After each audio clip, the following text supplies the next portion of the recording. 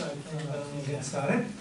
So as Professor Gupta said, from tomorrow we'll start at 8:30 and hopefully we'll finish by 11:30.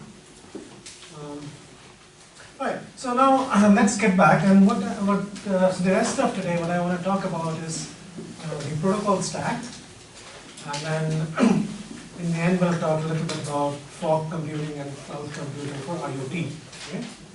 So now this part of the thing that we're going to talk about now is more to do with networks and network protocols, right?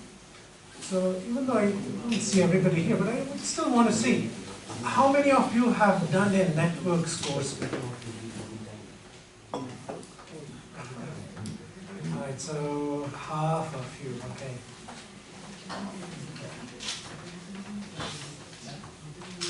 Alright, so that's a interesting thing.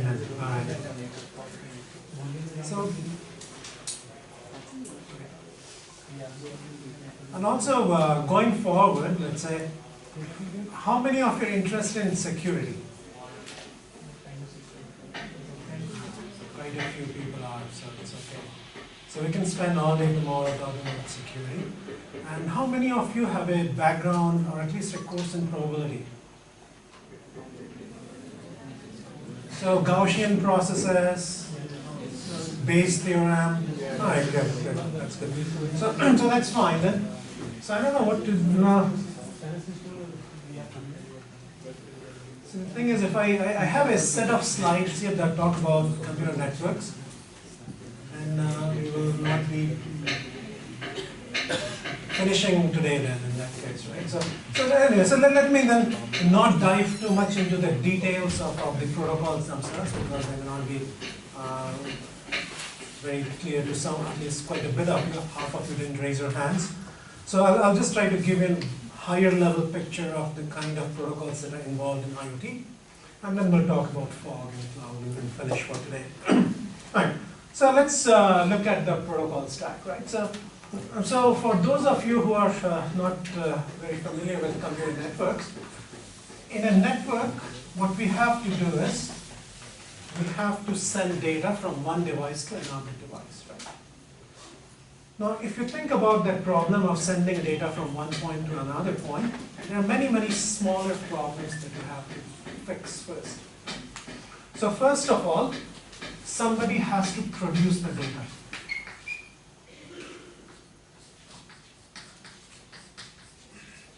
Or consume the data on the other side. Somebody has to produce or consume the data. So you need to know how to do that. Right? And this is one problem. Then the other problem is, if I want to talk to you, if I want to send a message to you, first I need to establish some kind of a connection between the two of us, right? If I just start shouting in the middle of the road, you don't know who I am talking to, right? So some kind of a session has to be started between the two parties that are involved. Right? That's one. And then the other thing is, now we are talking about a network. In a network, it doesn't just have to be within one university or a company or something. You could be sitting here in Benares, and you might want to send a message to me in Singapore. Right? So it has to go across the ocean or whatever to a different country and so on. So usually what happens then is, think about what, and I don't think people send letters anymore, but let's assume you sent a letter to somebody. What would happen? Let's say you are in Benares and you're sending a letter to somebody in Kolkata, in Calcutta. Right? So what would happen? You would go to the post office. You would drop your letter there. The person at the post office would pick your letter from the post box, take it to the post office. And what would they do? They would look at the address. This is going to Kolkata. So what happens? There's the next train going towards Kolkata goes to, let's say, Patna first. So you put the letter on the train to Patna. It goes to Patna, gets out, right? And then the post office there sorts the letter, says, oh, this is going to Kolkata. So then you say, okay, there's a train going tomorrow to Kolkata, and you put on that train. So what happens is, your letter doesn't directly go from your post box to my home in Kolkata. It goes through a number of hops. And at each hop, the postal people have to determine what is the best path to send this, right? For example, when they sort it in the Benares post office, they should go east, right? They shouldn't send it towards Bombay. So,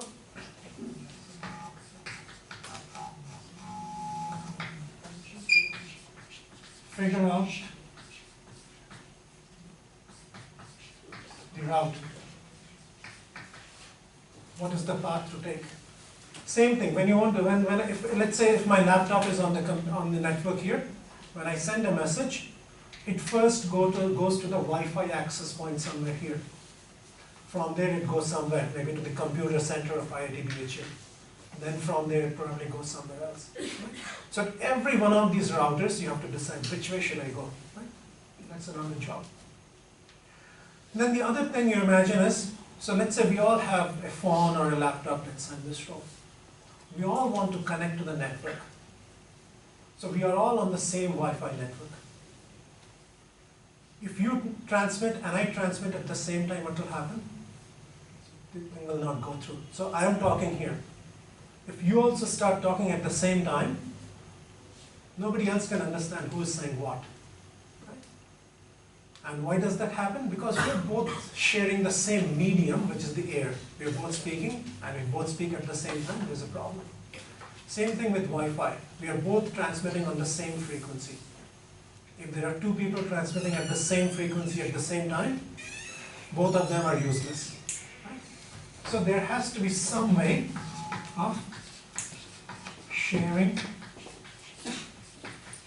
the, let's say, channel.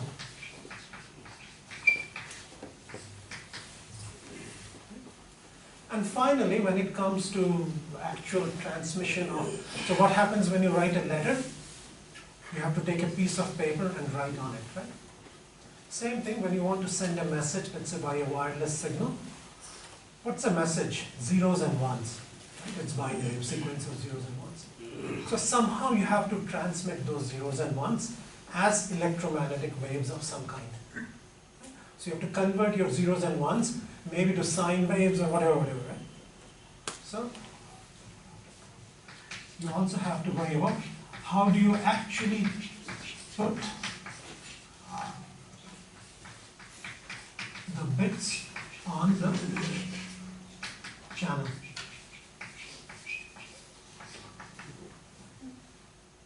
So roughly, I can break out the job of a network into, let's say, these 5 components.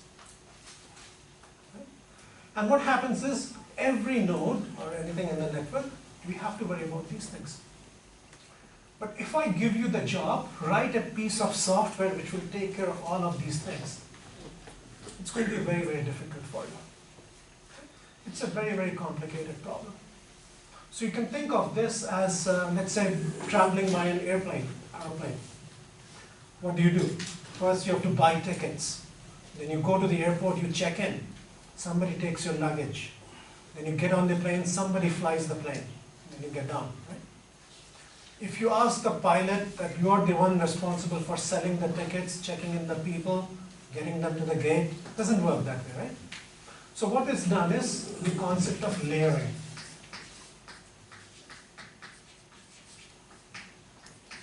We have a complicated problem, we break it up into smaller pieces which are much more manageable. And I say, okay, these group of people, you are only responsible about ticketing. You just sell tickets and get the money. You don't have to worry about flying the aeroplane. Right? Same thing here. There are some people who are just responsible for figuring out how to generate data and consume the data. So for example, you write the next Facebook application. You just write the software for the application itself, which will, you can type the data, it will send it, and when a new message or whatever movie, whatever comes, it will display it. You don't have to worry about whether it's 3G, Wi-Fi, whatever it is. You just write the application, right? So this is one, and this is called the application layer.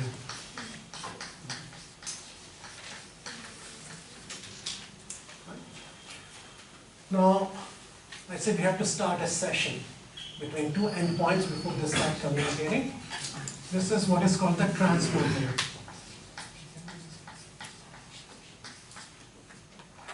we have to figure out once the packet is in the network how to go.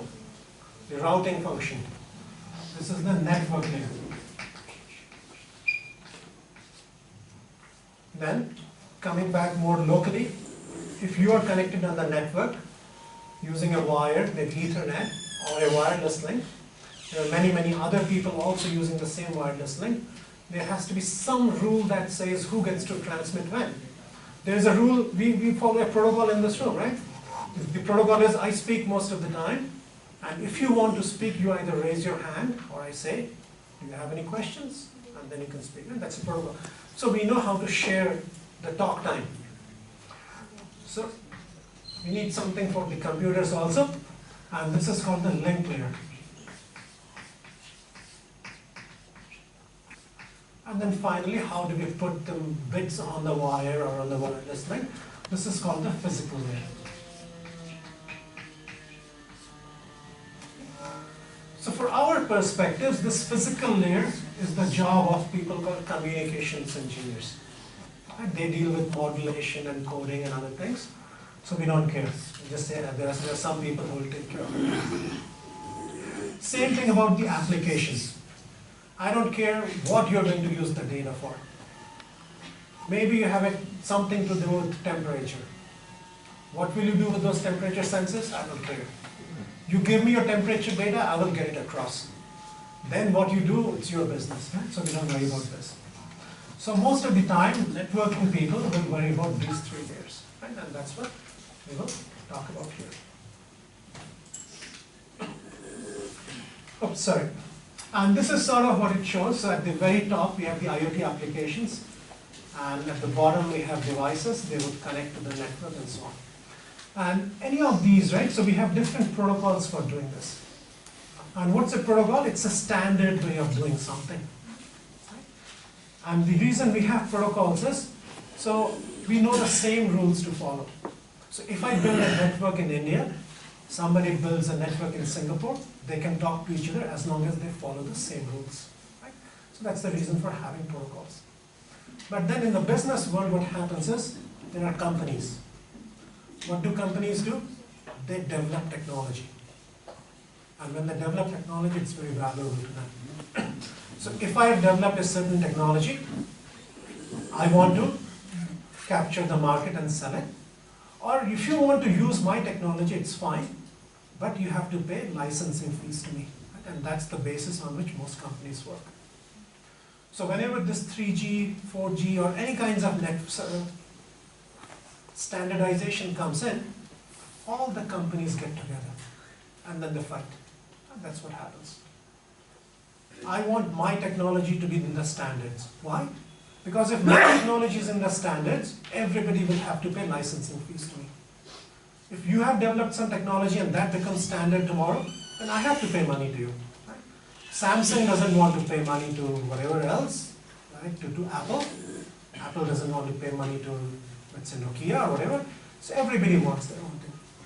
So these standardization things are it's nice in the sense that, you know, if you get into one of these companies and you're involved in standardization, they meet in all the nice places. Fancy hotels, fancy locations. Every 2 months you'll be going to a new different country. But the whole week you'll be sitting in front of your computer from 8 a.m. to 6 p.m. just fighting with other people saying my technology is better than the other. And so if you're single and young, do it. But at some point you'll say, I don't want to deal with this thing. So that's the way it usually goes. And what this shows is the different companies and different organizations which are involved in all kinds of standardization. Right? So 3GPP, WiMAX Forum, DSL Forum, RFID, Zigbee Alliance, and so on, and there are all these things.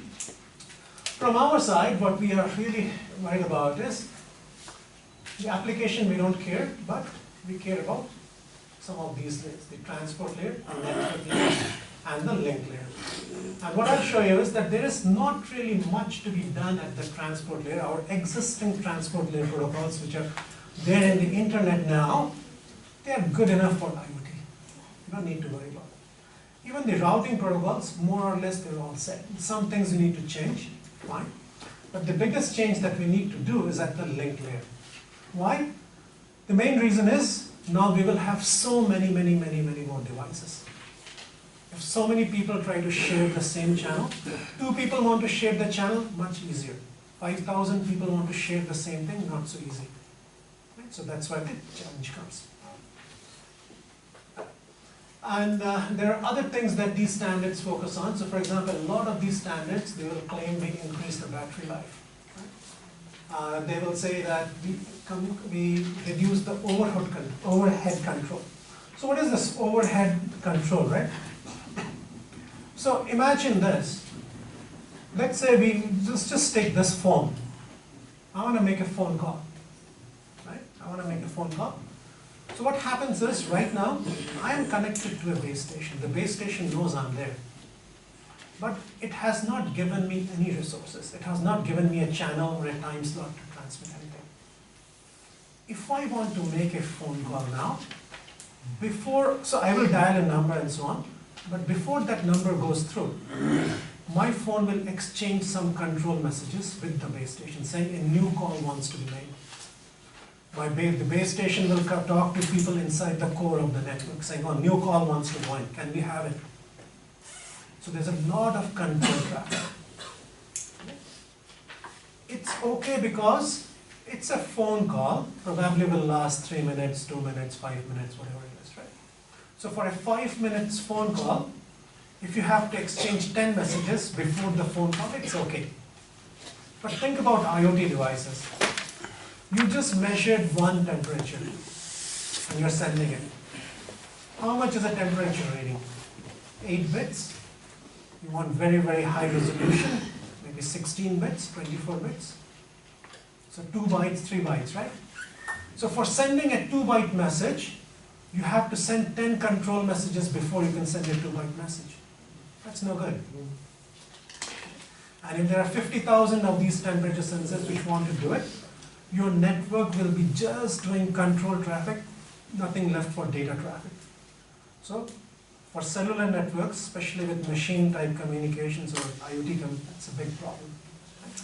How do you reduce the control overhead? Right? So that's a big thing. And efficient handling of infrequent data. And what happens now is every time I want to make a call, the network makes sure I'm authenticated. It checks my SIM card number and whatever, and make sure I've paid and everything else. If every temperature reading I send, you want to do this, it's too much. You can't do those things, right? And then in some cases, some M2M devices may not even have IP address. If you're talking about a sensor which is this tiny, and you're just throwing them around like this, you're not going to give them IP addresses, and so on. And then some of these I talked about scaling and so on, so let's skip that. So now let's look at the protocol stack of things. Let's look at the transport layer. So in the internet today, we have 2 transport layer protocols, and I'm sure you have heard the name, at least of TCP. Right? And there are 2 main transport layer protocols called TCP and UDP. What TCP does is, there are 2 distinguishing factors between TCP and UDP. When you send a message in the network, it's not guaranteed that it will go to the other side. For example, while I'm transmitting the data, maybe some of the bits, I sent a 0, but there's noise in the channel, it becomes a 1. So your data may go to the other side, but it's wrong data. It's not correct. You don't want that. Other thing is, maybe I send data in the network, but the network is congested. There's too much data in the network. The routers can't handle my data anymore. What happens? It just throws away my packet. The receiver never gets it. I don't want that either. I want to make sure that everything I send gets to the other side. TCP ensures that. It's reliable. So TCP makes sure that every time you send something, it will get to the other side. So what it does is, in case a packet is lost, it will retransmit the packet. Those kinds of things. It also has some other features. For example, if the network is congested, what should we do? Why is a network congested? Network means what? network being congested means maybe a link is congested. A link can send 2 megabits per second, let's say for example, but people are giving it 5 megabits. So you can't handle it. So what should I do in order to reduce the congestion? Stop sending so much. Slow down. Right? That's the only way to prevent congestion. TCP does that. If there is a congestion, it will tell the sender, you're sending too much, just slow down. Right? So it does those things. On the other hand, UDP is very simple. You give me data, I will try my best. If it goes through, it goes through. If it doesn't, I don't care. Right? But there's a trade-off here. Right? It's unreliable and other things, but it also means that it's very lightweight. If you want reliability, if you want to make sure that whatever you send goes to the other side, you have to keep track of many things. You have to keep track. Oh, I sent packet number 5. Did packet number 5 reach? So you have to keep track of sequence numbers, for example. So things become more complicated. UDP doesn't care. I just sent it, whether you reached it or received or not, I don't care. Also, if you want reliability, how do you know the other side didn't get it? Only way to know is you wait for an acknowledgement. You send something, if the other side says I received it, then you know, okay, fine. So for every packet now you also need an acknowledgement to come back. UDP doesn't care. So no need for acknowledgements. It's simpler, right? So it's a trade-off. Do you want reliability or simplicity? For some applications, reliability is important. Right? So if I'm buying something online and I pay something using my credit card, I worry about reliability. Right? If I send something, it should get to the other side. But if it is just voice over IP, or if I'm watching some streaming media or something, right? If it's a YouTube video I'm watching, it doesn't matter if I don't get 2 packets. What happens? Maybe there's some kind of a glitch in one corner of the screen. It's okay. I don't care so much. Right? So there are different applications. So in IoT then, the choice is very simple. If it's something very critical like medical data and so on, use TCP. If it is that you're just sending the temperature reading of this room, and you send 20 such readings every second, it's okay if I don't get one of those readings. The temperature of this room wouldn't change so much in 1 second anyway. So that's the idea. So nothing much to worry about in terms of the transport layer. Questions? Okay.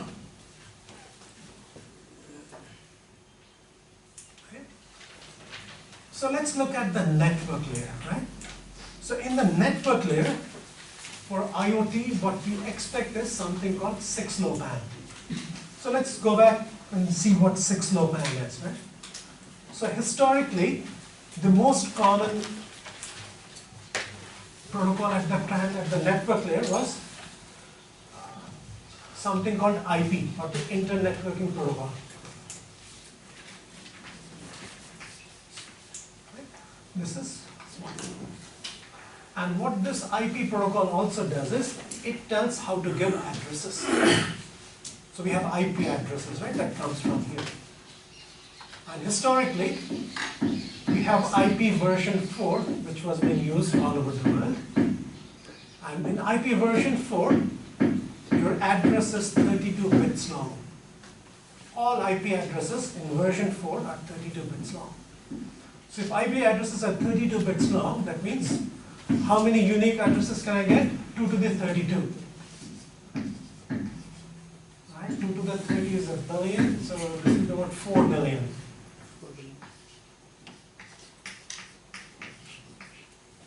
About 4 billion addresses. I hope I have that right. But then we were talking about 50 billion devices. So if there were 50 billion devices, this is definitely not sufficient. Nobody will get a unique address. So if there are if the addresses are not unique, then you don't know whom to give the data to. So people realized that we are running out of IP addresses and so on quite some time back. So they started going to the next version, IP version 6, IPv6. That's the common way of doing it. Right? And in IP version 6, Oh crap, I can't write properly. 128-bit addresses. Right, so, and this is greater than the number of grains of sand or something like that. So this is pretty large, right? 2 to the power of 128 is a very, very large number, and that's definitely enough to handle all the IP addresses I need for my IoT devices. So that's good. But then nothing comes for free in life, unfortunately, right? So what happens? What's the problem here? With the 32-bit addresses, 32 bits is what? 4 bytes. Source address 4 bytes, destination address 4 bytes. So you have to remember the application, let me erase these things, right? So the application is the one that produced the data that you want to send. Right? So the application produced the data. Let's say this is my data. This is my temperature that I read. Maybe 8 bits or something. Now the way it works is, application generates the data, gives it to the transport layer. Now the transport layer, as we saw, could be TCP or UDP, and in order to get its work done, it has to add some extra information to it. For example, in the case of TCP, we said, or you have to add sequence numbers. We also need to check for errors. Are all the bits correctly received? How do we check for errors? We have to add something called checksums. So what is happening is, this guy is getting the data at the transport layer, and it is adding some extra information. The headers. These are transport layer headers. Now, you will give it to the network layer. The network layer will add its own headers. You give it to the MAC layer or the link layer. Oops. It will add its own headers and so on. So now this is just, let's make it 8 bits.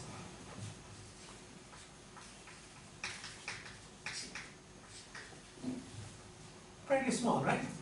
At some point, you have to add these IP addresses. And you have to say who's sending, who's supposed to receive, right? Source and the destination. Previously, this would be 32 plus 32, 64 bits or 8 bytes. But now, what is 128? 16, right? Yeah. So previously, for example, when you add the IP addresses, you have 4 plus 4. 4 plus 4 is 8.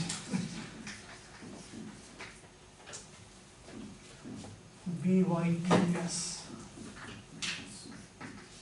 This is 8 bytes of overhead. There are other overheads, but I'm just talking about IP addresses.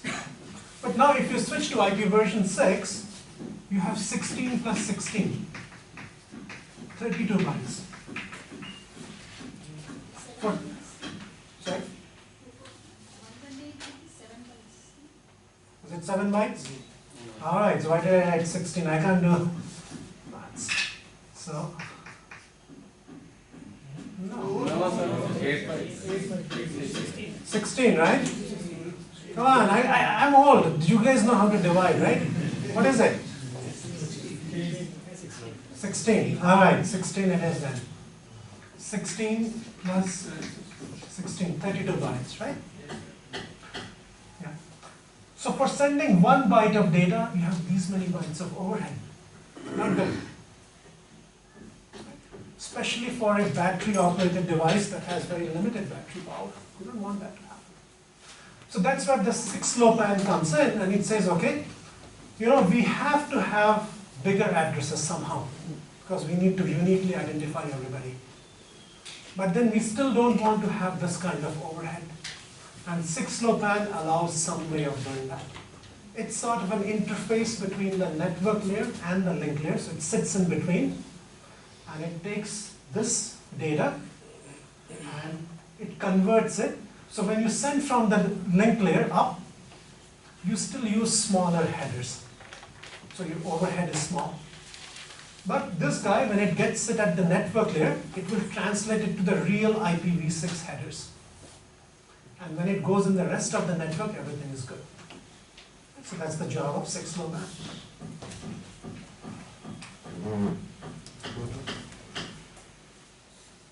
Okay, so this is where it sits. So your application, UDP, is the transport. And in the network layer, we have IP version 6 with 6-low-band. And in 6-low-band, at the data link layer, so common data link layer protocols you have heard of are Wi-Fi, IEEE 802.11. Or you may have heard of Ethernet. That's a link layer protocol. But 6-low-band, it can work with many different link layer protocols, but commonly it works with a protocol called IEEE 802.15.4, also known as Zigbee. We'll talk about that more later. Right, so it says Zigbee will give me the data with certain kinds of headers. I will take them and convert them back to IP version 6. So when the sensor is sending the data, it doesn't have to worry about big headers and things like that. So let's take a quick look. I don't want to keep you here. Where is my phone? After 4:10. Okay, we have an hour or so. Okay. So this is what it does. So what it does is something called header compression. The IP version, so this is only 32 bits, right? 32 bytes. But the headers are not just the addresses. There are other kinds of headers also. The type of service, upper layer protocol and things like that. So it converts from 40 bytes to something much, much smaller. Okay. Another thing which happens is IP version 6 says the minimum size of a packet should be 1280 bytes. That's the minimum size. But if you look at it, now we have competing requirements. This guy says, give me 1200 some bytes. But this guy says the maximum is 127 bytes. So this guy doesn't want to give more than this. This guy will not live with anything less than this. Right? So what 6-low-band does is it says, okay, I will act as a broker between you two and keep you both happy. And that's the job of 6-low-band. And what I'm doing here is I'm just trying to give you a high-level overview of the IIT. I'm not getting into the protocol specifications. I'm not going to say, okay, this field of the header means this field of the header. Just giving a high-level overview. If you want to talk more about it, we can talk offline or something, but that's the idea here. Yeah? And what it does is it does header compression. And just to give you an idea about how this header compression works, I'm going to erase this guy. So if you look in a typical network that we have seen before in the architecture, what we have is we have some kind of a gateway, right? And then we have all these IoT devices. And what happens is, this is a flat address space. What it means is, inside a subnetwork like this, everybody has the same so many bits in the beginning. The first 64 bits typically so this has a 128-bit address. So this has a 128-bit address. This has a 128-bit address. The first 64 of everybody is the same inside this network. If things are same, I don't need to send it. This guy already knows what is the first 64 bits of everybody. So no point in transferring that. And that's one example of how you can reduce the thing. But there are other techniques also, and it does that. And this is fine. And it eliminates all the fields that can be derived from the MAC layer header and so on. As an example, I talked about all of these layers, right? But historically what has happened is different people worked on different layers. So personally me, when I was a PhD student, I was at the transport layer. I used to do something related to TCP. I knew nothing about other layers. Well, I knew, but I didn't do anything about those things. These problems are so complex. If you go work for Cisco, or if you go work for Qualcomm, you will not be doing everything. You you would be assigned a particular layer maybe, and even within that a small subtopic. And that itself will be fairly complicated. So historically what has happened is different people have developed these protocols. So another thing that you'll see here is, sometimes it says frame, sometimes it says packet, sometimes it says segments. They all mean the same thing. It's just that different people develop these things, so they have their own language. The same thing. So for example, in the IP headers, there's a field called length. It says how long is the packet, how many bytes are in the packet. The link layer of 802.15.4 also has the same thing. It has a length field. And the reason is, when these guys were developing the link layer and these guys were developing the network layer, sort of independent. So we have duplication. So if this guy already has the length field, I don't need to add a separate length field here. And that's what 6LoWPAN does. It eliminates all the fields in the IPv6 header that can be derived from the lower layer header. And in terms of routing, right, this is an IP layer, so it should be taking care of routing. There are two possibilities. So how do we do routing? Routing is, you look at the address. Where do you want to go? Based on where you want to go, I will tell you which path you should take. So now when it comes to addresses, we have these IP addresses, right? Also, at the link layer, we have a separate address. Link layer also has its own address.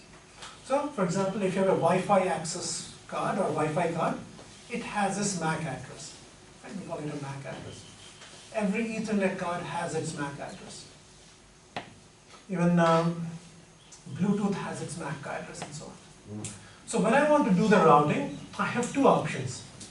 I could look at the network layer, I could look at the link layer. Address. And based on that, I could do my routing. And this guy says, fine, since you can do it in both, I will let you do both. And if you're looking at the link layer addresses to do your routing, they have a fancy name. Now they call it mesh under. All it means is, when I want to do the routing, I will look at the link layer address. And based on that, I will decide which way to go. On the other hand, if I just look at the IP address in order to do the routing, that is called a route over. Just a fancy name to say you are looking at IP addresses and then doing the routing. Right? Nothing else. And the reason we have these two is because your network may be complicated. Some cases, your device may have to go multiple hops before you get to a router. Right? When we talk about Ethernet, we have routers, hubs, and switches, and so on. And the difference really is whether you're looking at MAC address or the IP address. So if this is a device, maybe it doesn't know IP. So all it can do is, it will have to look at the MAC layer address. So you do mesh under. On the other hand, you may be directly connected to a device like this. So you do route over, depending upon what kind of devices you're connected to. Questions?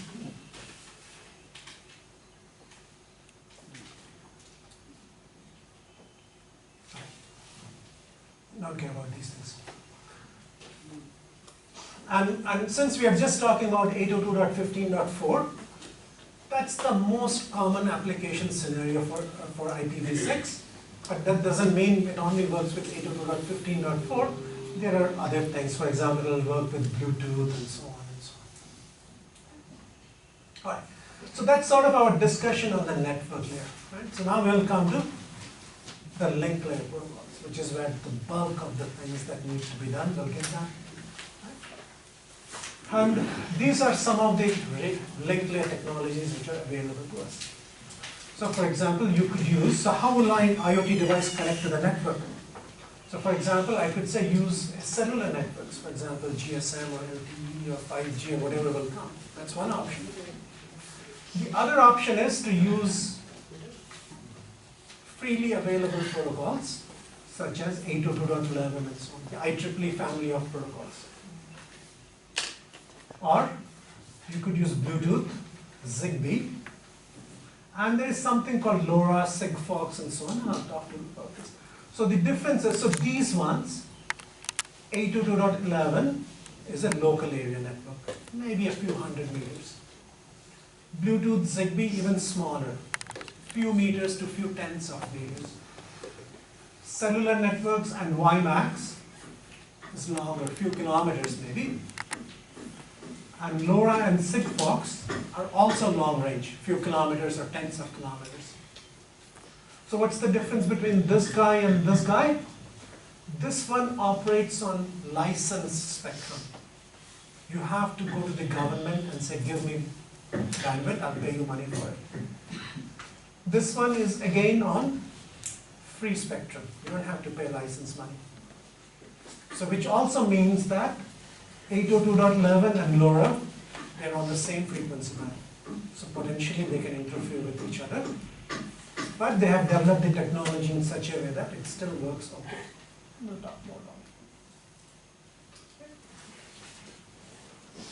All right. So before we get into the detail, where's my clock? There we have that. So before we get into the actual protocol, so let's start with the basics and let me get into 802.11 or Wi-Fi. How many of you are familiar with the Wi-Fi protocol? Okay. So the way Wi-Fi works is, you have a wireless network, right? So I'm going to erase all of these things.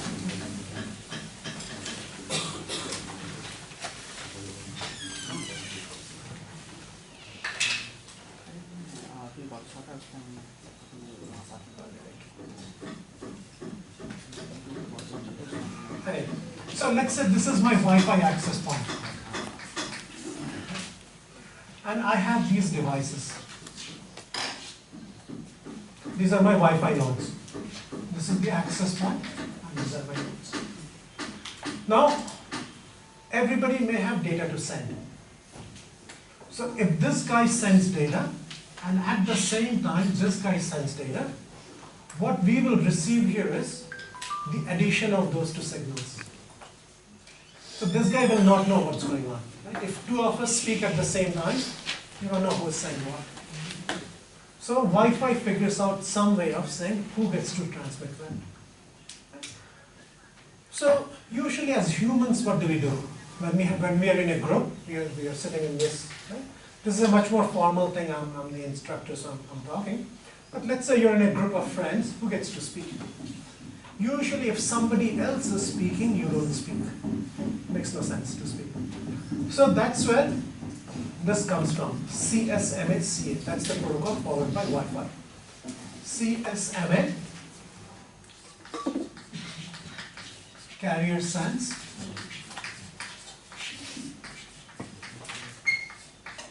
multiple access. Multiple access is that many people are trying to access the same channel. That's the MA part. What is carrier sense? It says before you transmit, first listen. If somebody else is already transmitting, don't. You keep quiet. So that's the carrier sense. So you sense the carrier frequency to see if it is busy or not. If it is busy, you don't transmit. So right, so that's the CS MA part. What about CA? Collision avoidance. Yeah. That's right, collision avoidance. So what happens is, I try my best to avoid collisions. I listen. But let's say I have a packet to send. It just arrived. You also got a packet to send at the same time. What will happen? I will listen to the channel. You will also listen to the channel. It's idle. So we both think that it is idle. So then we both transmit at the same time, and then there's a collision. I don't want this.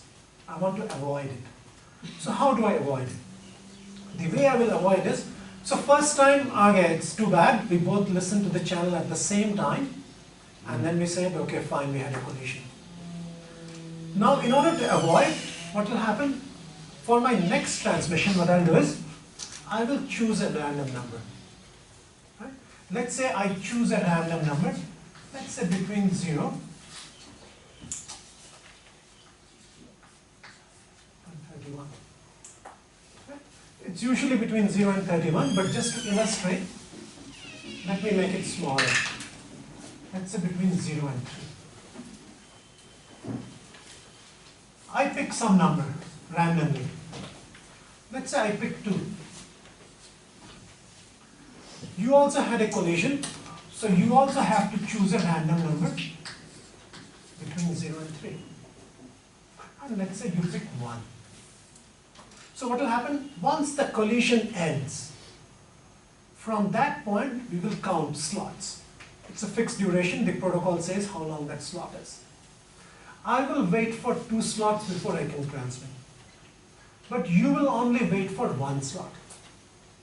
So after 1 slot is over, you are ready to transmit, but I am not. So you can transmit. So you will start transmitting, and I will hear, I will do carrier sensing anyway. So I say, oh, somebody started transmitting, so I stop.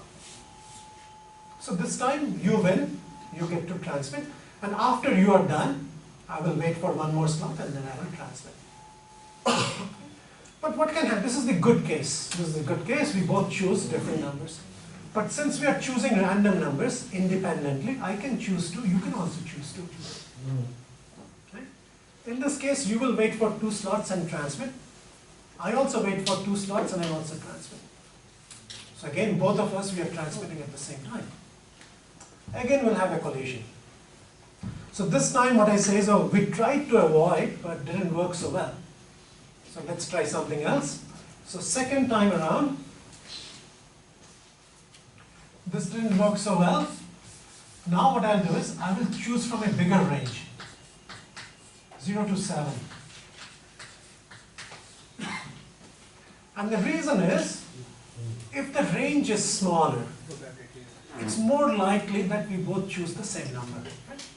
If I ask you to choose between 0 and 1, I also choose between 0 and 1. It's quite likely that half of us will choose the same number here, right? Yes. But if I say, okay, let's choose between 0 and 1000, most likely we'll choose different numbers. Right? Same thing here. So now I doubled it essentially. Instead of 3, I made 7. So hopefully now we choose different numbers. I choose 3, you choose 5 or something. And we are okay. If we are still unlucky, we both choose 3. Next time I'll double it. 0 to 15. Right? So this is collision avoidance.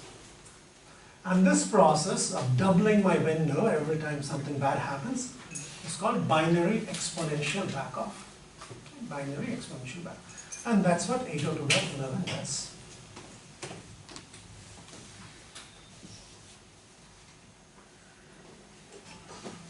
Right?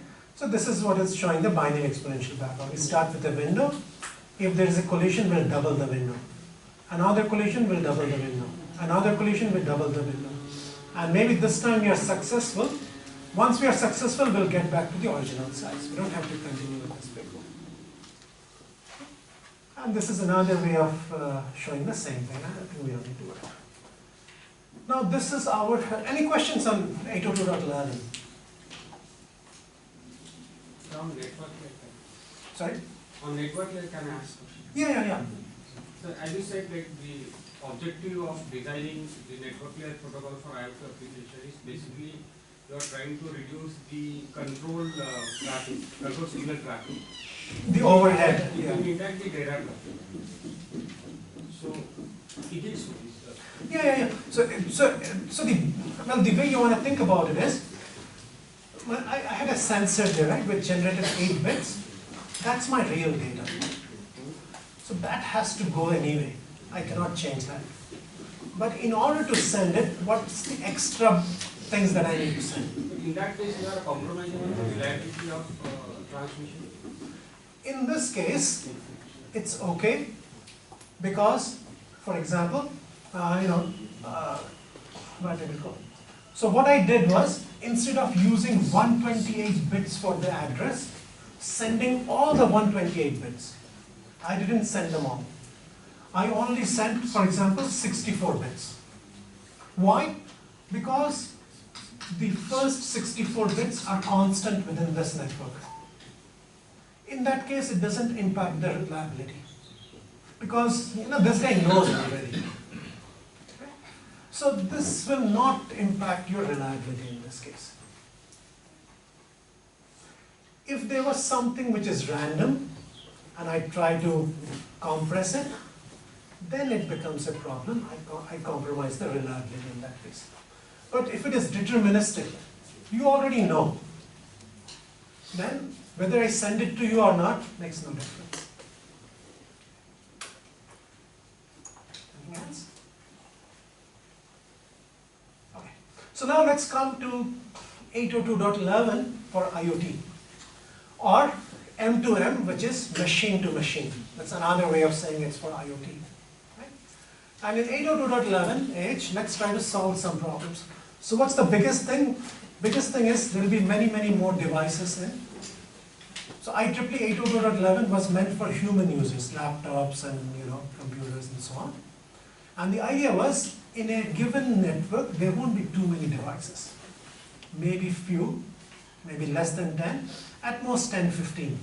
If you're in an airport or a railway station, maybe more, but in general, not more than few tens of users per access point. Even then, the protocol allows each access point to have roughly 2,000 users. Right? Technically, 2,000 users can associate with an access point. But now with IoT, I expect many, many more devices. So what 11AH does, which is an enhancement of the basic 802.11, says, all right, each base station can handle 8,000 users. That's the first change. So you can handle more users. That's the one. That's one. The other problem again is the efficiency part that we were talking about with 6LoWPAN. With 6LoWPAN also, I said just to send a little bit of data, I have to send a lot of other stuff. Same problem, whether you use 802.15.4 as in 6LoWPAN or Wi-Fi, doesn't make any difference. The same problem will be there. You're sending a little bit of data, but to do that, you have to have a lot more control over it. Another thing is, in 802.11AH, what happens? We expect that these will be IoT devices. So what's wrong with IoT devices? They don't have much battery power. Okay? So what I want is, I want them to be transmitting at low transmit powers. I want you to transmit at low power. But what happens? If you want high data rates, you need to have high transmit power or high signal power, as we were looking earlier. Okay? So now in this case, I am transmitting at low data rate, but I want reliability. I don't want too many bit errors. How do I still ensure that? You slow down. Earlier, in 802.11, for example, just as a way of representing it, I lost my white chalk somewhere, but I think it's okay. We have more. In 802.11, even then we have many versions, A, B, E, N, I, and so on. Those are meant for phones and laptops and so on, which have a lot of power. So what happens is, I may be sending bits like this. Just way of representing. Very high data rate. High data rate means the time duration for a bit is very small. I can do that because they can transmit at a higher power. With IoT nodes or M2M nodes, transmit power will be lower, but I don't want to lose my accuracy or reliability. So here, bits will be longer. Something like this. So when you slow down, your bits are longer, the chances of making an error become smaller. Okay? But as a result, your data rate goes down. And imagine what happens in 802.11, we kind of skip those details. Every time I send a data packet to you, I expect an acknowledgement back. I send a data, if you receive it correctly, you send an acknowledgement back to me. That acknowledgement packet is about 40 bytes. If I'm sending you a 1 byte data packet, it has headers and other things, but just to acknowledge that, you have to send 40 bytes back to me. And the overhead comes to about 30%. So 30% of your channel is just wasted in sending acknowledgement. And acknowledgement is helpful, but it's not real data. It's just confirmation that you got the data.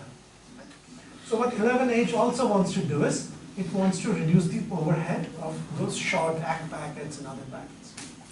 And it also wants to deal with the transmission time of the 802.11.5, which is much larger, which wants to decrease this. Okay.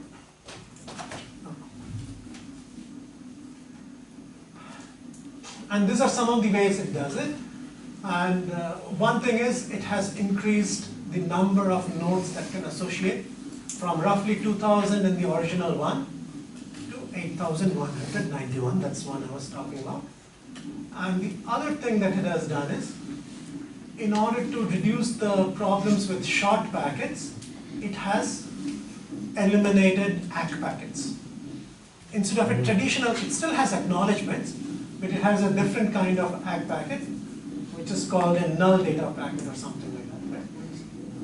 And instead of going into exact details of how this is done and that, what we will observe is that this is a traditional 802.11 packet. The MAC header is quite large. There can be 4 different types of addresses, for example. Each one is 6 bytes. In the case of 11H, we make it much smaller. We get rid of many things. So for example, in a traditional Wi-Fi packet, you have something called a duration. How long is your packet? In this case, we don't bother with those things. So we reduce the header. That's the idea I'm trying to give you here. Right? And also, instead of sending ACK packets and RTS and CTS packets, we send something called a null data packet, which is much smaller. And it serves the same purpose as Wi-Fi. One thing is, if you try to use 11H with this phone or this laptop, it doesn't work, because they don't recognize this kind of packets. So this is only specific to M2M packets. That's fine. And let's not worry about all these things, and now let me come to the other problem that we have, the one of contention. Right? Now, when we were talking about the channel before, I have one access point, and I had many of these devices. Right? And each of them was doing CSMSCA, which say, everybody, you listen to the channel before you transmit. If the channel is idle, you can go ahead. And in case of a collision, get into a backoff. This works okay with 5 nodes, 10 nodes, maybe 20 nodes at most. There's a lot of research done in the last 15, 20 years that have modeled 802.11 or done simulations, and they show as the number of users increases, the network throughput goes down, doesn't work so well. Right? Now, if I put those 8,000 users here and tell them, all of you contend at the same time, very, very likely that every time you transmit, there is going to be a collision. Even if you want to do collision resolution, I was giving an example between, you choose between 0 and 3. In real life 802.11, you start with 0 and 31. You have 32 choices. If you have 8,000 devices, they have a collision. Maybe not all of them have a collision at the same time.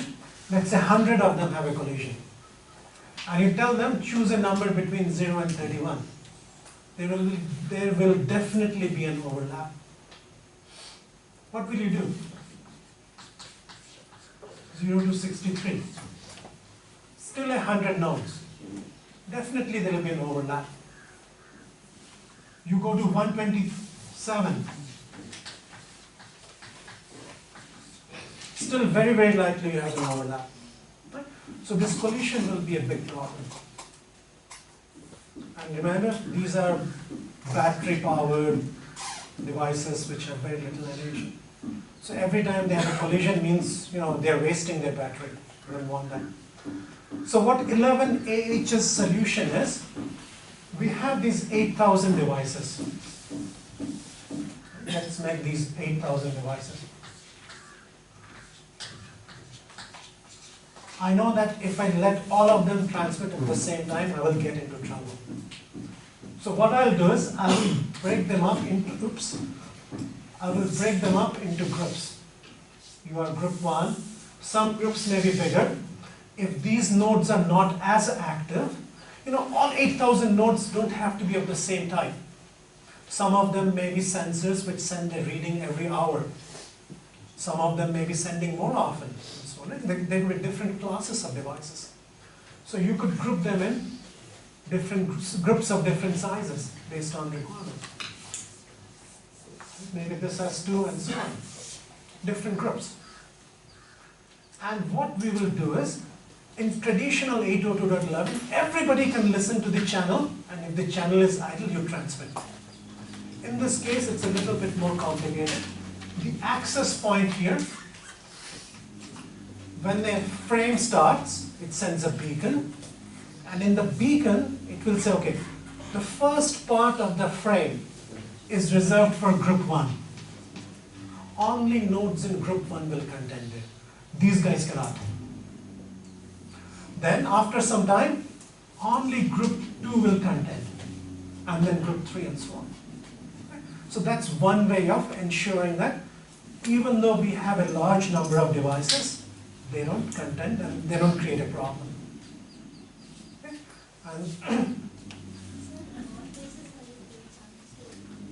so the question is, on what basis do we decide who gets, right?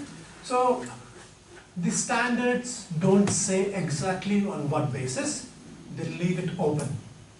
If you are the network administrator, you can decide. If you think my group 1 is the most critical one, so what I will do is, I keep losing my chalks. So if this is the most critical one, maybe these are medical devices, I will make sure that in every frame I give them a chance. If these are temperature sensors, I don't care, maybe I give them a chance every 5. So as the designer or the network administrator, you have the flexibility to design it and decide. So you will see people who do research on saying, how do you classify them? How do you group devices together? The only sort of rule of thumb or direction is, you want to group similar devices together. You don't want to group a critical medical device with a temperature sensor. That doesn't make sense. Right? If they are of the same type, you group them together, and then based on their importance, you give them more or less resources. And should this be given 2 times this? Depends on your application. There is no answer to that. So you can determine what makes sense for your case, and then you do it. Okay. Anything else?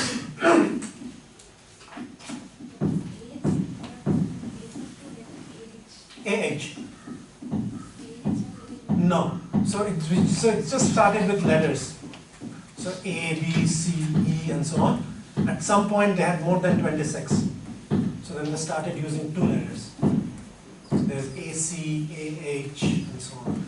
It has no, the choice of A and H has no meaning.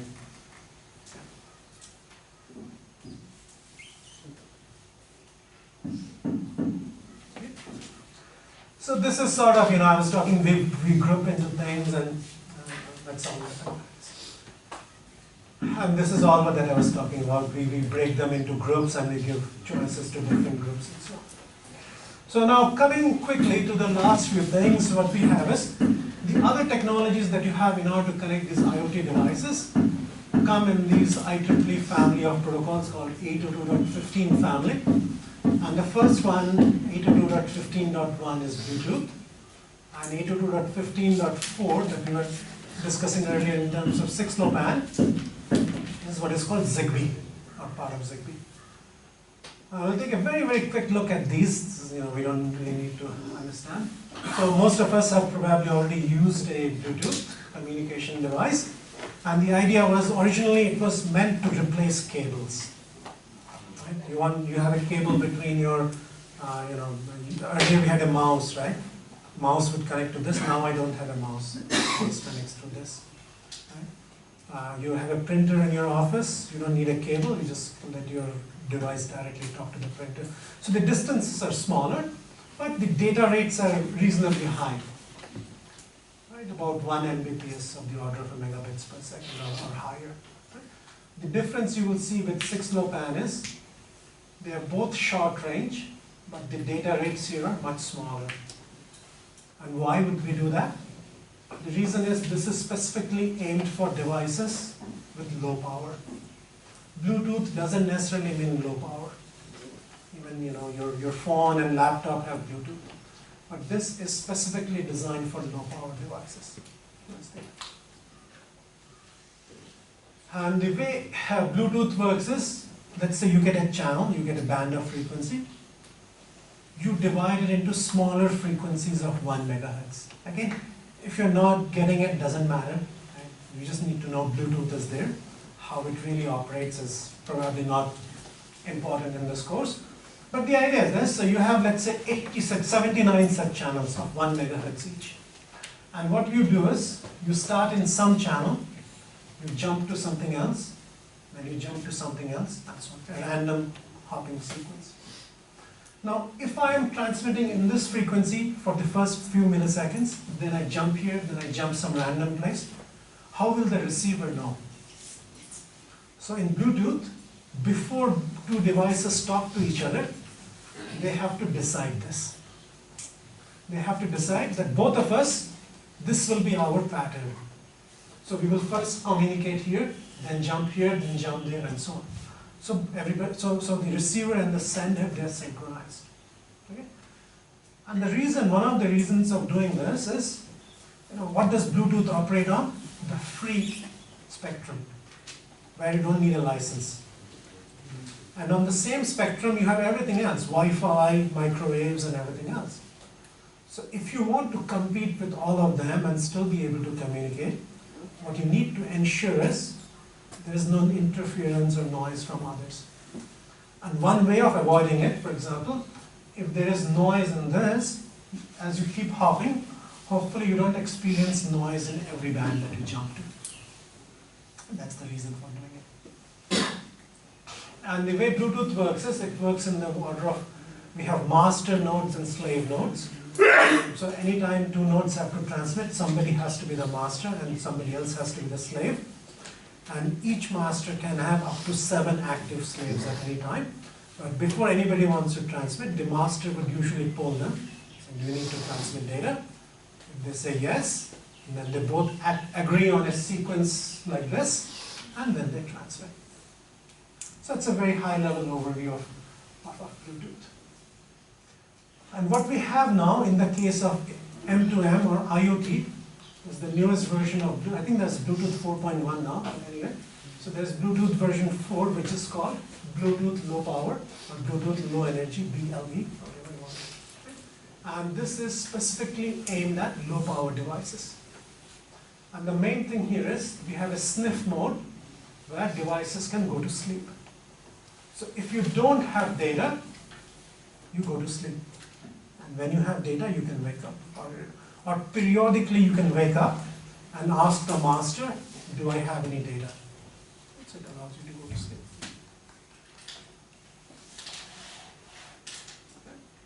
And if you look at the way this is, so the peak transmit current, so when you're transmitting, the maximum current you can draw is about 25 milliamperes. So I'm just trying to walk you through a quick sort of rough calculation, back of the envelope calculation, to see how long these devices can last. So many of these things, for example, they will operate on coin batteries like this, roughly this big or this big and so on, right? And let's see how it works.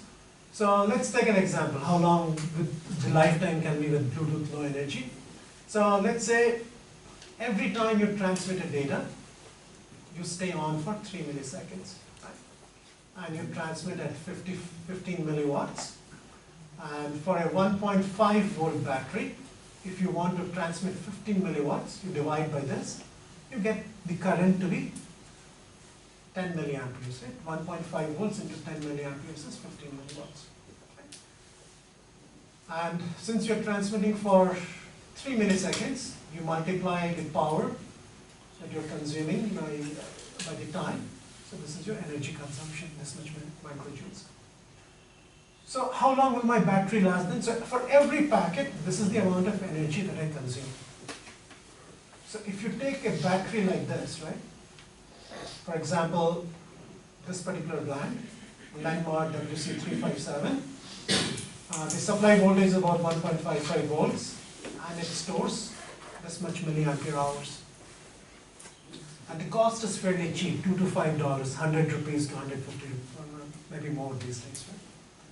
So with this, what you can last is, since you are drawing 10 milliamperes of current every time, and this has 180 milliampere hours, how long will it last? Divide by 10 milliamperes, about 18 hours.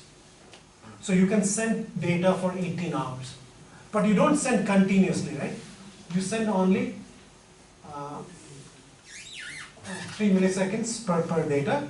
And if you assume that you send one report per minute, one packet every minute, which is high for certain scenarios, you'll be sending 1,400 messages per day. So with this, you just divide it. Your battery can last up to 40 years. One thing you have to remember is this only considers the amount of energy which is being consumed for transmitting messages. But if you have a sensor, it has other kinds of circuits. Right? The sensor itself has to operate, so it will draw some power. So your overall lifetime will not be 40 hours, but at least it will be of the order of a few years. It may not be 40 years. And the last thing I want to quickly cover today is Zigbee, which is the low-rate version. Right? And if you look at Zigbee, it's actually comes from the name comes from an alliance of companies called the Zigbee Alliance. And what they define is, they define specifications all the way from the application, transport, network, and so on, all the way here. But at the lower layers, they basically use 802.15.4, which is developed by IEEE. And the main thing here is, it's again based on carrier sense multiple access with CSMA/CA. The data rates are fairly low, so you can save energy. There are two kinds of topologies. Star, which means there's an access, but this is a star topology, there's an access point and then you have nodes. Or two devices can also send data to each other, peer-to-peer. And these are the various channels and so on, and I'll just quickly show you how it operates. It really operates like this. So the base station or the access point sends beacons, and that determines each frame. And within the frame, you have a contention-based access period. Here you will do CSMA/CA. Also, some part of the frame is left as contention-free. So in this case, the access point will tell certain users, you don't have to contend. At some point of the frame, the contention-free period will start. Just send your data to me at the time. Right? So if you have delay-sensitive applications where you don't want to wait, you can allocate slots to those devices. Or there are some other devices which don't transmit data very frequently. You give them the contention period to transmit it. That's the idea. Questions? Alright, so this was the wireless personal area network part. So now let's come to the wide area network part. So more recently what we have is, we have a sequence or a series of different protocols which have come up, which say we will support IoT traffic or machine-to-machine traffic, but over a wide area. In many cases, this is important because, so let's say for example, your job is to monitor the health or the structure of a bridge. You have sensors on a bridge somewhere that are supposed to monitor how strong the bridge is, whether it's breaking down and so on. And the bridge may be in the middle of nowhere. You don't have a Wi-Fi access point there. You don't have Bluetooth there. Nobody lives anywhere nearby. So what are you going to do?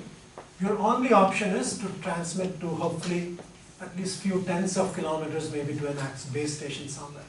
In those cases, wide area networks are important. Also, if you're a company which does deployments on the streets of the city, what you could do is you could have access points every 200 meters. It will work. Or you could have one access point, a big one, that takes care of a radius of 5 kilometers. Which one would you prefer? In some cases, a single access point which can cover 5 kilometers may be more cost effective. You need only one piece of equipment. That may be more expensive than a base station, but it's just one.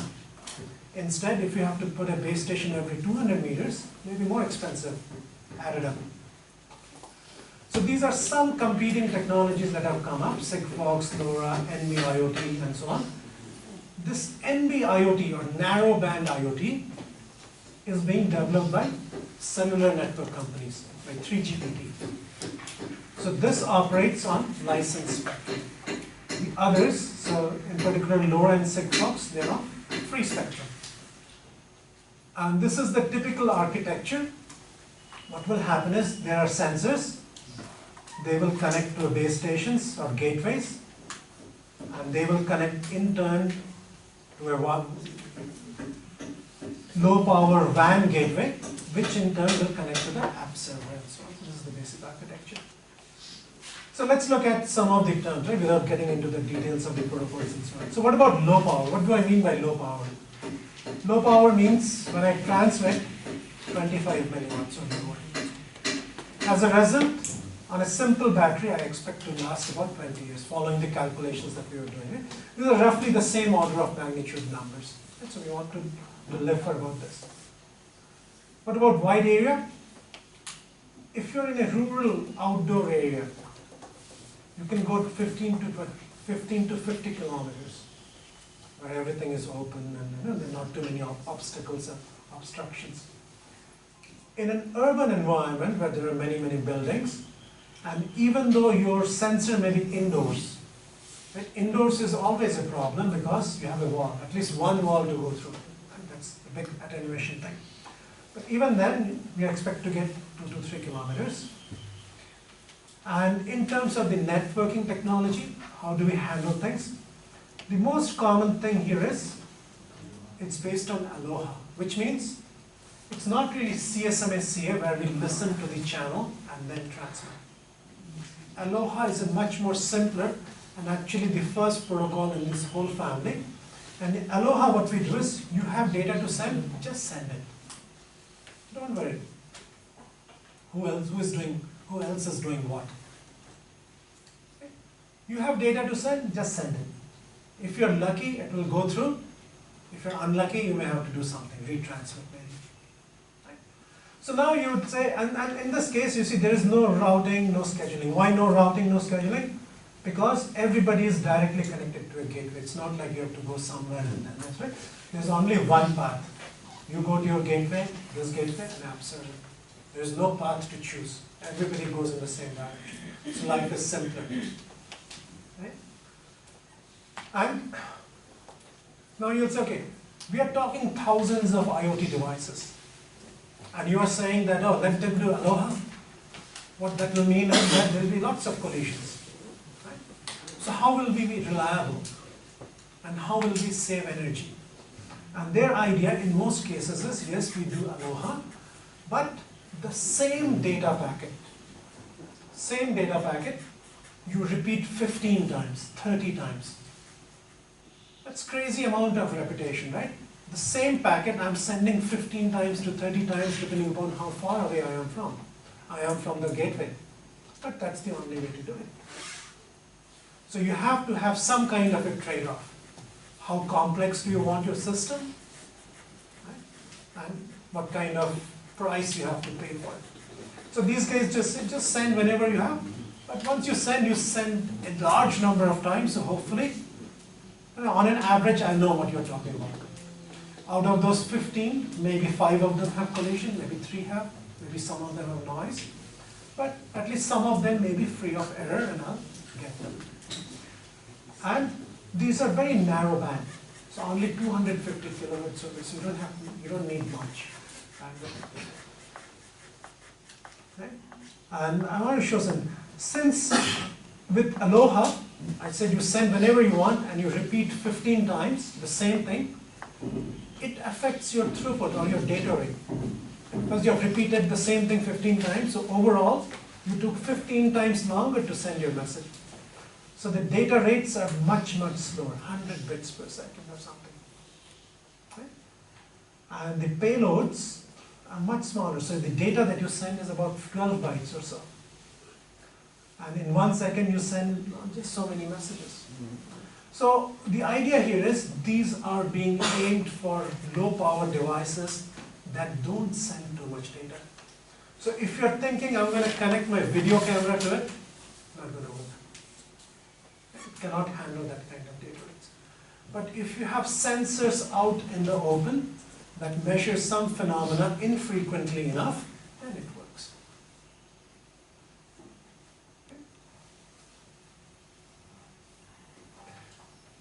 How are we? Oh crap. Alright, so let's go through quickly in terms of research where we are, what people, so these were all standards kinds of things, right? So what do people do in terms of research? So currently people in terms of research, they talk about scalability in terms of large number of devices. Of course we saw some solutions, but you know, any solution you have, I can always come up with a scenario where it doesn't work so well. And I can say, I want to write a paper, this is the scenario where this thing doesn't work, so I develop a technology. You can always do that. But energy efficiency is an issue still. The latency or the delay it takes in order to communicate and throughput and so on. Right? So let's take a look at some. So one of the main things here is, let's say, large number of devices. So collision is a problem.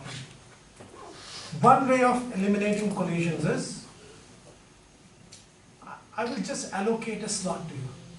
Every user will get their own slot. So no collision then. But if I give every one of you a slot, but not all of you have data to send, I'm going to waste most of those slots. Right? So that's the problem with centralized access. I can give slots to everyone, but if you're not using it, it's wasted. The other extreme is this random access, like CSMA. There are no slots for anyone. If you want to transmit, just try your luck. That one scales very well, right? But, that one doesn't waste resources, but if there are too many users, you'll have collisions and so on. So what many people talk about is a hybrid protocol, which you also saw in Zigbee. So it says, some part of my time will be collision based, and some part of the time will be allocation based or centralized. So there are many protocols like this, we don't need to get into the details, which say, okay, this is how we do it. One of the bigger questions here is, how do we split the time? How do we know how much for collision, how much for contention based? How much for contention based, how much for contention free? Open research, well, there are ways of solving that problem, but the answer is it depends on what kind of applications you're looking at. And that's one. The other thing which people look at is the issue of spectrum. Right? Spectrum is limited. And if you don't want to pay for bandwidth, you're going to use that free ISM band which everybody has access to. And this is where somebody was asking about cognitive radio and so on, right?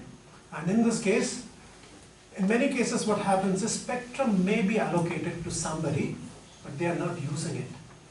Like TV channels. There's a big frequency band which is allocated to TV channels in most countries, but these days there are hardly, well maybe here we have some, but in many places there are no over-the-air TV transmissions anymore. Everything is cable-based, right? So what about those frequencies? So they are not used. Or in some cases the TV channel may go from morning 8 o'clock to, I don't know, 12 o'clock at night. What about the remaining hours? Maybe I can send data there. So those are cognitive examples where I look, I see what's going on. If nobody else is using, I will use it.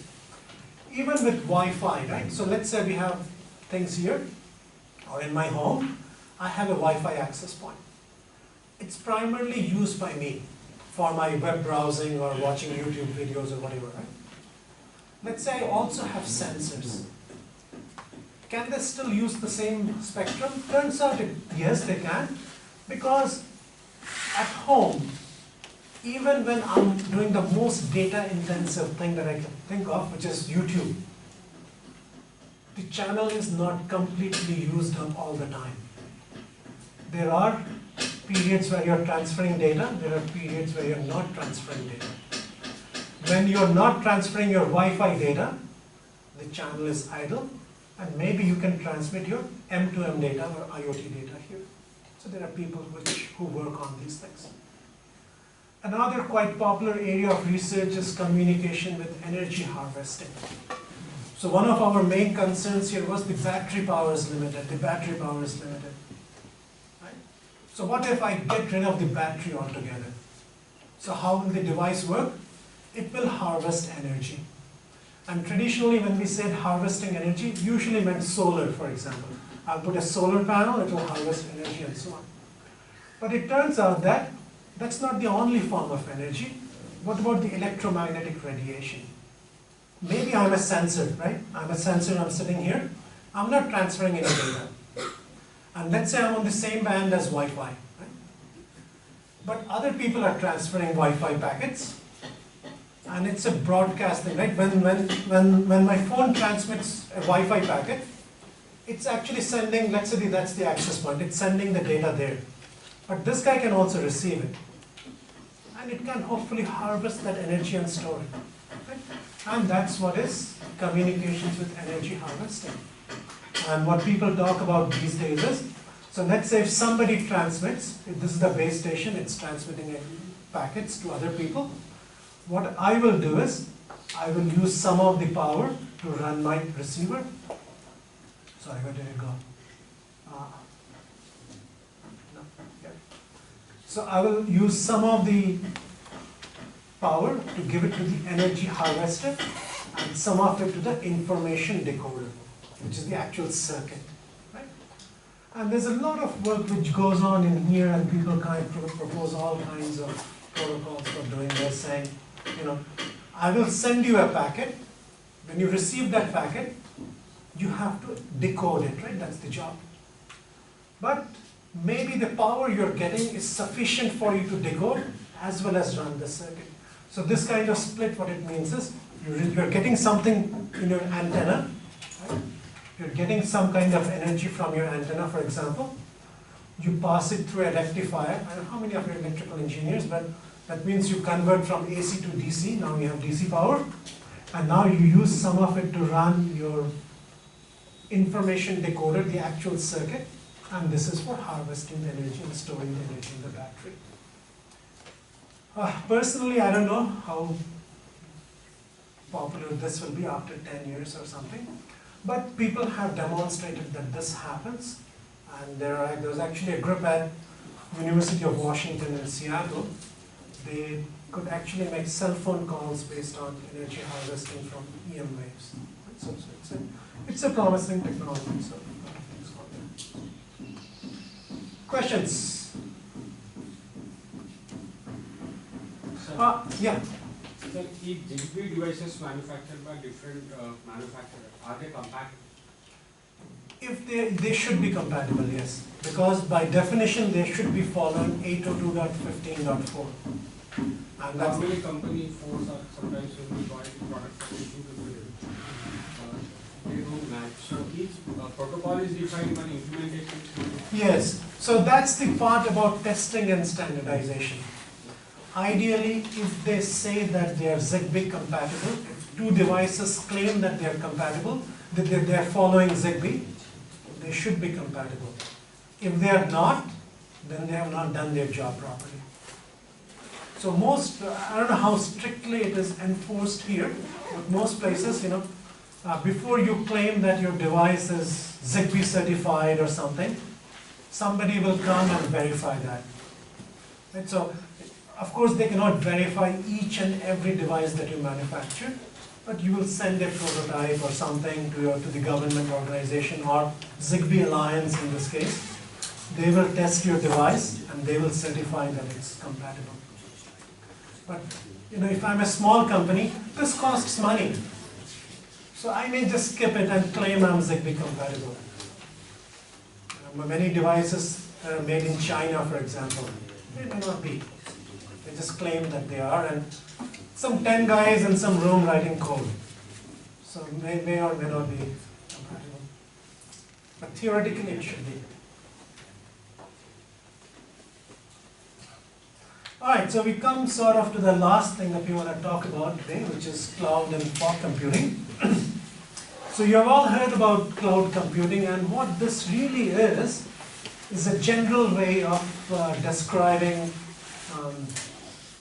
something like network-based computing. So the idea is this. In general, if you want to provide a service to somebody, what do you need? Let's say you're gathering data, you're processing that data, and you provide that data to somebody. What do you need? You need to have the generators of data, the sensors and everything. You need to have the network to transfer the data. Then you need to have the storage and the servers to store the data, to process the data. Then you need to have web servers or other servers where users can come in and access your data. Right? What cloud computing says is, okay, you have some equipment like who generates the data and who consumes the data, but the storage, processing, and working on the data, you just outsource it to somebody else. So you don't have to worry about the hardware and many of the software components that are responsible, that are needed in order to run your service. So it's just outsourcing of things. And what you will use is, you will use the internet for communication and transport of the data. But your data will not be physically with you, it will be hosted by somebody somewhere else. If you want to run some application on your data, it will not be run on your computer, it will run on computers which belong to somebody else. So you don't own those computers. So why would I want to do that? The reason is a couple of things. One is it becomes very cheap. So let's say I'm a startup. I have some product that I develop, and tomorrow it becomes very popular. Today I have 500 users, tomorrow I have 50,000 users.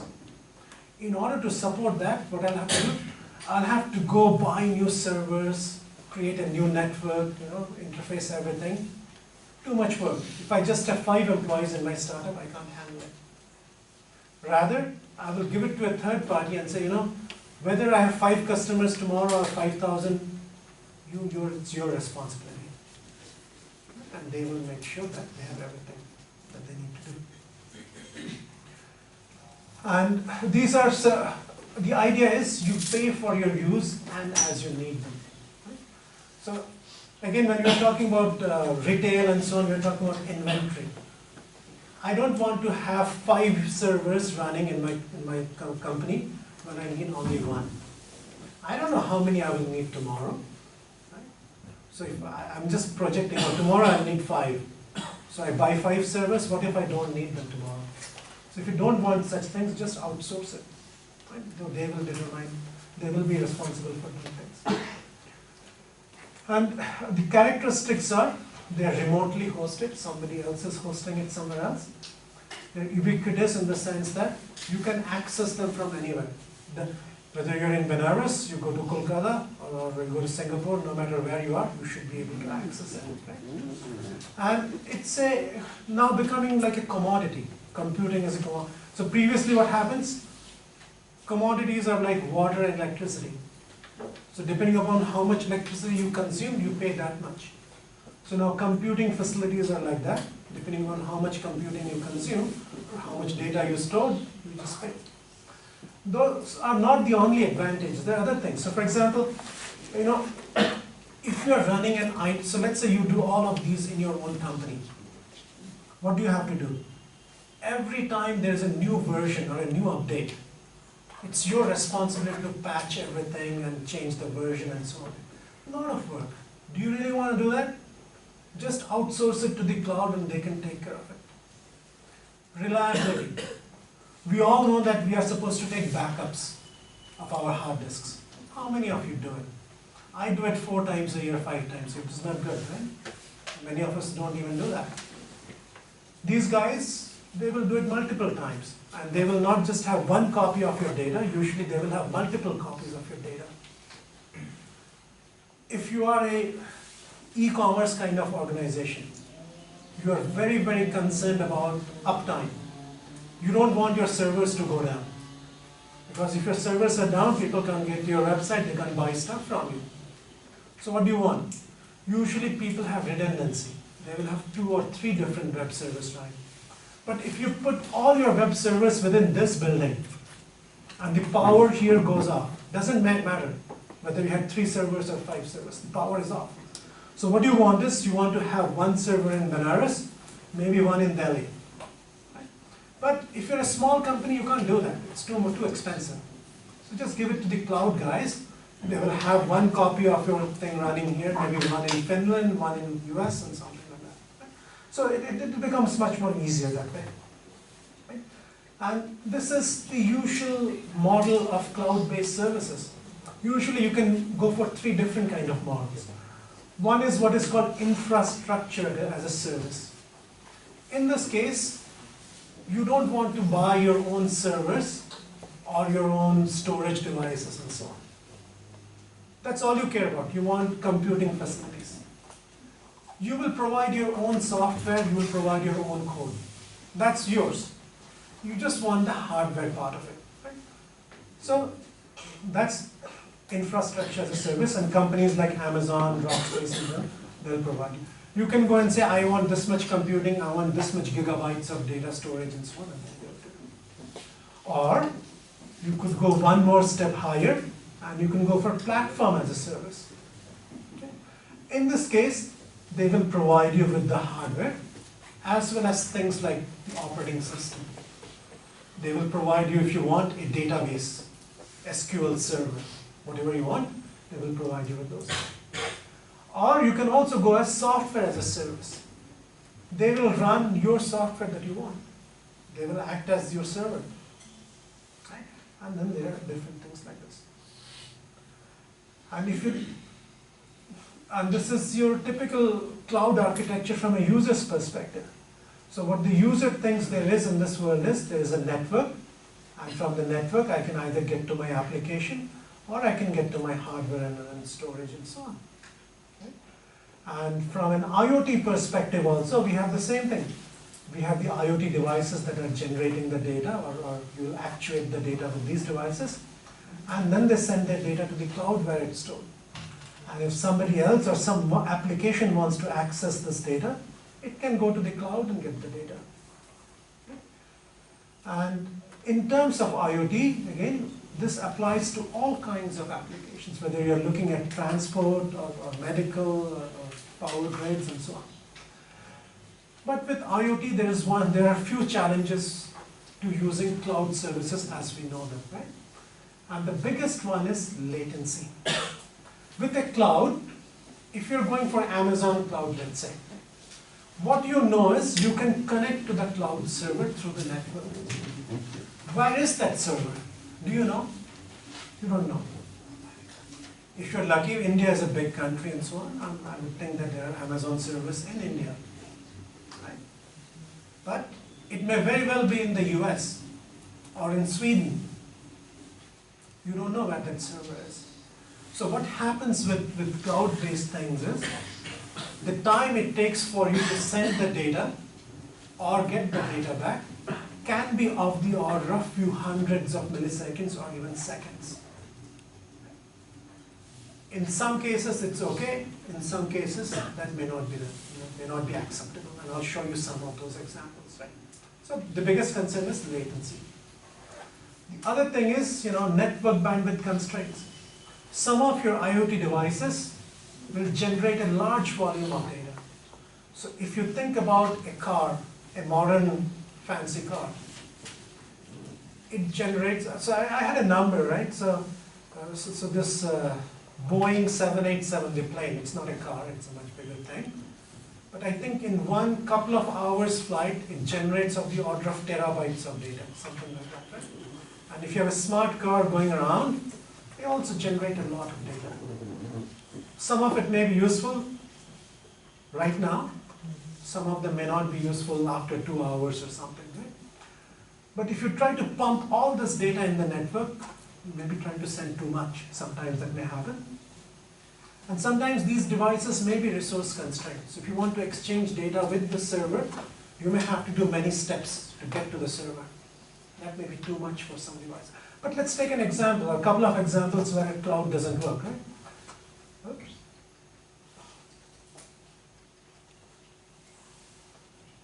I don't know, I think okay. Maybe the most recent version is on that one, but anyway. So let's take an example without getting, so let's say I have an intelligent transportation system, right? And what people are, just give me 5 minutes more. I'm sorry, I'm running a little higher today.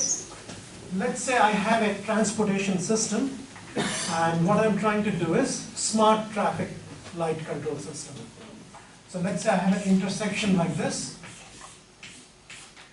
There are cars coming from different directions. Right? There may be a zebra crossing here. Right? There may be a person crossing. This is the best I can draw. Right? There may be a person crossing. And then there is a traffic light here.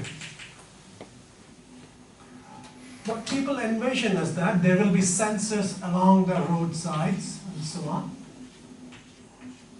which will monitor the traffic volumes, and based on that control the traffic light. That's one. Also, if it somehow senses that a human is trying to cross, maybe we don't pay too much attention to that here, right? In India, but in some places they do care. So if a human is trying to cross, this guy may signal this car that you have to slow down.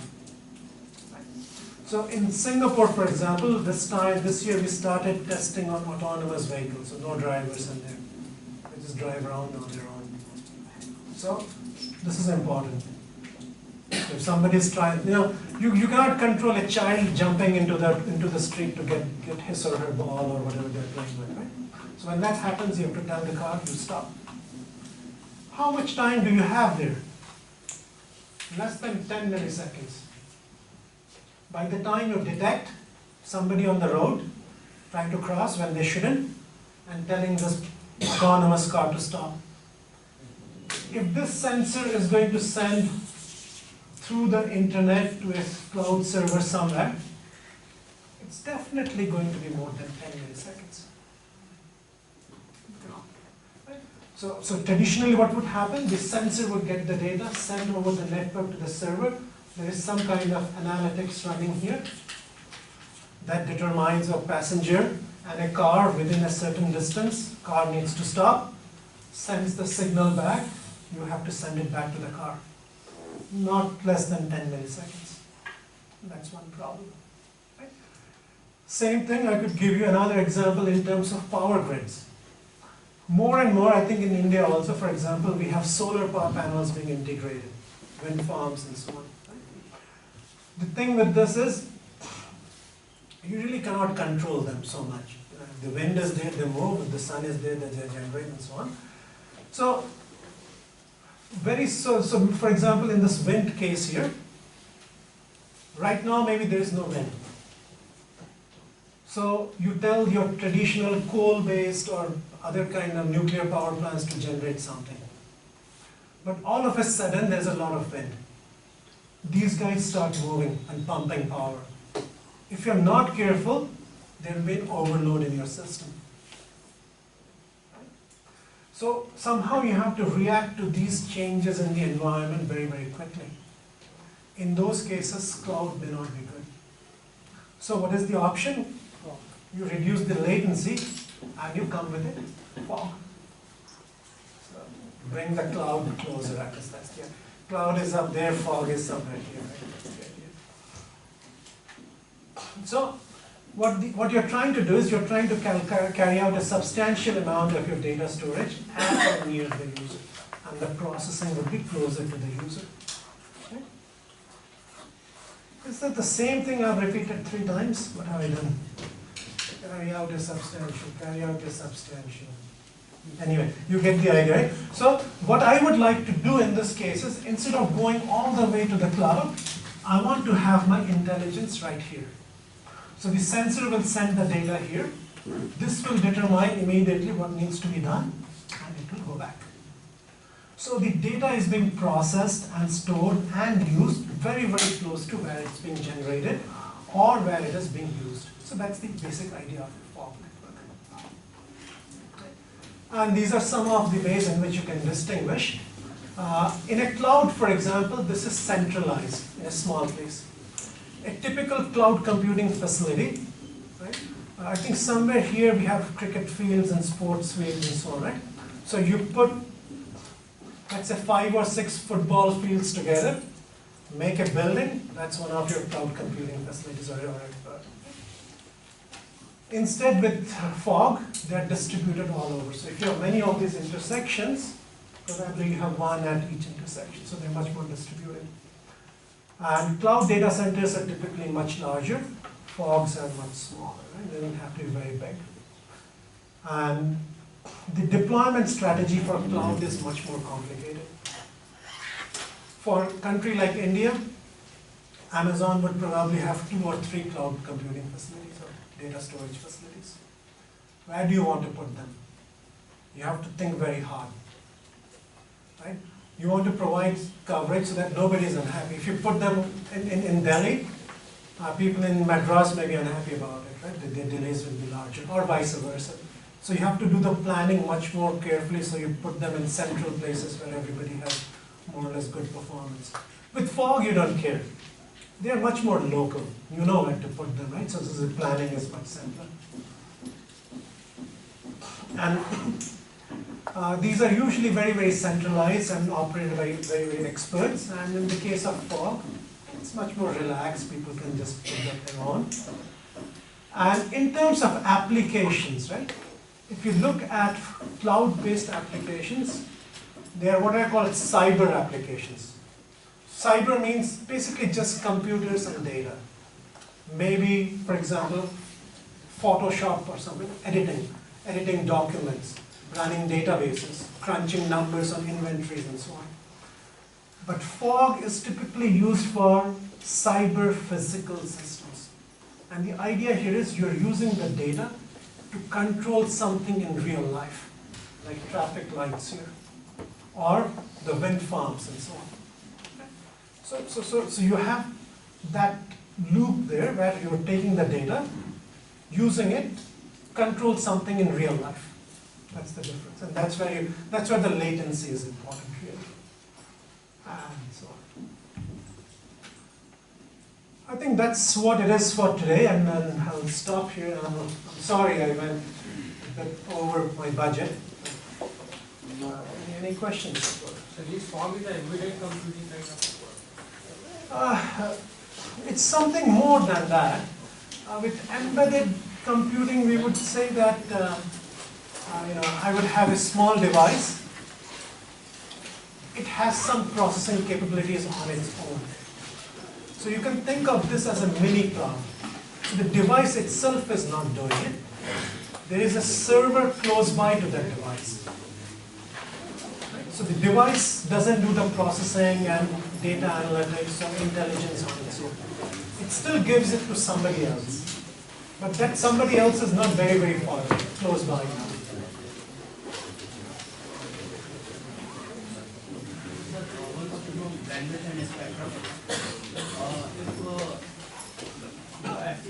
Federal Communication Commission divide the bandwidth and they are allocated for different purposes. Suppose we are making our transmitter and receiver for some frequency, suppose 3 GHz, and we are locally transmitted doing different things. How they, whether it is illegal? All right, so FCC, so the question was, there's usually a government organization, and you mentioned FCC, which is the organization for US, that has no jurisdiction in India. They cannot tell you which frequency or not, but I'm sure there is an equivalent in India, government body in India which does that. Right? So they have said that this frequency band is for this frequency band is for this, and so on. So now his question is, what if I don't have that spectrum but I start transmitting? What can you do about it? The answer is, most cases, so theoretically it's illegal.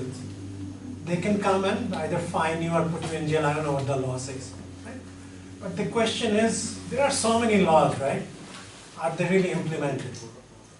So most likely, if you pick a frequency band which is not being used by, let's say, the police or the military or aircrafts and so on, or an FM radio channel, and you transmit your own signals for 5 minutes, 1 hour, nobody will probably even know. Nobody will come knocking at your door saying, chalo, right? So that's not going to happen. But it would be illegal. What's the process behind it to check if that signal is wrong? How do I know you're transmitting in a particular band? So there is something called a spectrum analyzer, for example. So that will scan through all frequencies or a band of frequencies and see what it could receive. So, or a scanner. So most of these companies or the government, if they're interested in it, they would have one of these equipments and they would run a scan. And then another thing is, even if they figure out somebody is transmitting in this band, it's not really very easy to say it's coming from this particular room of this particular building in BHU. Somebody is transmitting. If you do it once in your lifetime, I don't think people will be able to catch you. But if you do it every day, slowly they will figure out where you are and then they'll come for you. But, in general, and I would think it's not really very, as long as you're not bothering people who have paid money for it, or it's being used by police or military, you're okay. But I didn't say it, so don't do it. Yeah. So, okay, thanks Professor. And tomorrow class 8:30 a.m. 11:30 a.m. Tomorrow onwards. Last day we have the exam, written examination. We will see about the patent and other things. So the exam is also there on 22nd of this month. Thank you. Thank you very much. Thank you.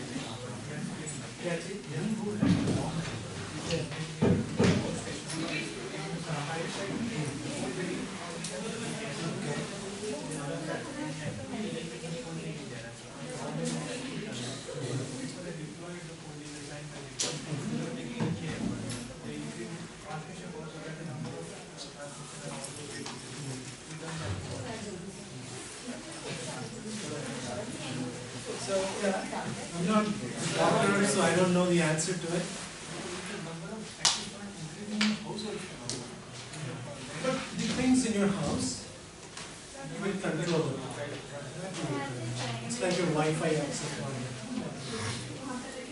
Some say you have your phone and hold it here, it's going in your skull. I can know that the blood over here started to go and